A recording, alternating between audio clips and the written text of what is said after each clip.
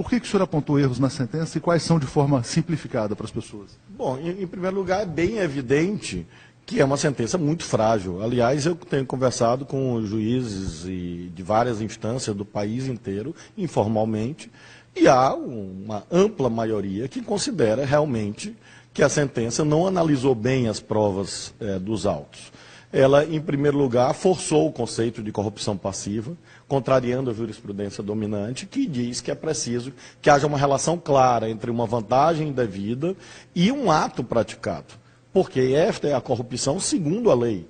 É claro que a pessoa pode discordar da lei, mas não pode inventar uma lei, porque essa é uma garantia democrática. Imagina se cada um de nós inventasse a sua lei.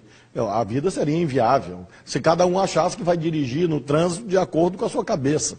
Então é preciso que haja regras para que a sociedade seja previsível. O tipo penal é este, a jurisprudência é esta. Neste caso, quem lê a sentença, e eu me dediquei à leitura cuidadosa da sentença, não consegue identificar o laço, a vinculação entre supostas vantagens e supostos atos de ofício, tanto é que o advogado de defesa do ex-presidente Lula entrou com embargo de declaração e essa contradição ficou mais evidente ainda quando ele diz, o próprio juiz diz, que não havia relação com contratos da Petrobras. Ora, se não havia relação com contratos da Petrobras, havia com que, exatamente? Onde está o ato de ofício? E aí ele cria uma categoria também exótica, chamada atos de ofício indeterminados, que realmente é uma inovação e que é difícil sustentar juridicamente. Em segundo lugar, você tem uma lavagem de dinheiro em que o bem não ingressou no patrimônio do suposto beneficiário do ato, porque é público e notório que o bem pertence formalmente a uma instituição financeira hoje. Então, se o bem não ingressou no patrimônio ilicitamente, ingressou ilicitamente no patrimônio de uma pessoa para se transformar, mediante a lavagem de dinheiro, ocultação, dissimulação, etc., num bem ilícito, onde está a lavagem de dinheiro? Em terceiro lugar, uma dosimetria sui generis, que realmente eu fui juiz 12 anos, e sempre havia uma cultura judicial assentada em milhares de decisões, em que, para haver uma pena alta, era preciso que houvesse razões objetivas a tanto.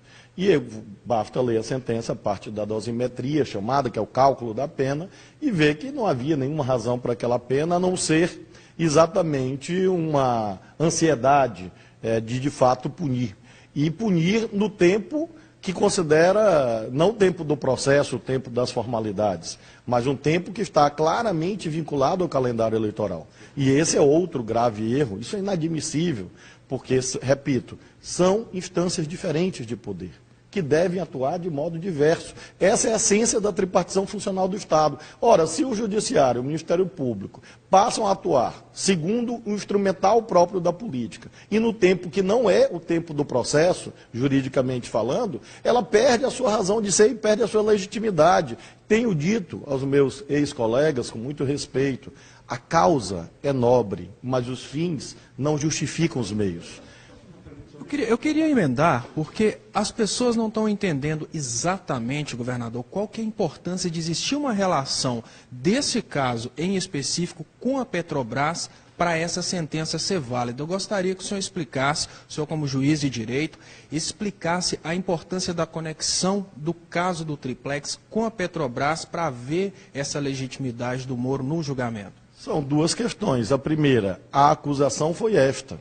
Quando alguém é réu numa ação, ele não se defende abstratamente de um conceito negativo que alguém eventualmente tenha.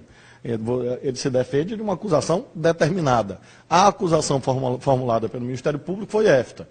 O ex-presidente Lula recebeu o triplex em razão desses contratos da Petrobras. É essa a acusação. Ele se defende disto. Então, essa é a primeira razão, que é formalmente... Claro, a não ser que fosse um julgamento inquisitorial, medieval, em que você se defende porque você não gosta. Eu não gosto do Leonardo, então ele é culpado de alguma coisa que eu não sei ao certo o que é, mas ele é culpado. Ora, isso é incompatível com o liberalismo político, né? São 300, 400 anos de construção teórica, né? Sólida. E a segunda razão é pela questão da competência, porque o triplex fica em Guarujá. Na minha geografia, Guarujá fica em São Paulo. Na minha geografia, Curitiba fica no Paraná. E há uma questão de competência territorial. Essa competência territorial só foi flexibilizada, ou seja, um caso supostamente relativo a um suposto apartamento que supostamente seria, isso está sendo do ex-presidente Lula, está no Paraná, porque teria conexão com a Petrobras e com a Lava Jato. Ora, na hora que você rompe esse liame, nem competência jurídica tem. Nem para a vara de Curitiba, nem para o TRF da Quarta. Então essa não é uma questão, como às vezes se diz, uma tecnicalidade, entre aspas. Não é uma filigrana, é uma questão essencial, porque é um elemento de validade do ato judicial. E por que isso? É importante explicar. Porque o juiz não pode escolher a causa que quer julgar. Assim como quem é julgado não pode escolher o seu juiz. Isso é uma garantia constitucional chamada o princípio do juiz natural. Você não escolhe seus juízes e o juiz não escolhe você para te julgar. Exatamente porque o atributo da imparcialidade, da isenção, o máximo quanto possível, é protegido por essa garantia do juiz natural. E nesse caso, naturalmente, houve uma... a meu ver, muito claramente, foi forçada uma conexão entre esse episódio do triplex, e, aliás, quem disse isso primeiro não fui eu, quem disse isso primeiro foram os promotores de São Paulo. Os promotores de São Paulo chegaram a dizer isso. Chegaram a dizer, olha, esse caso é daqui, é nosso, esse réu é nosso. Não, eu não tô, eu não quero dizer se eles estavam, a razão deles. Eu só sei que juridicamente eles estavam certos, objetivamente.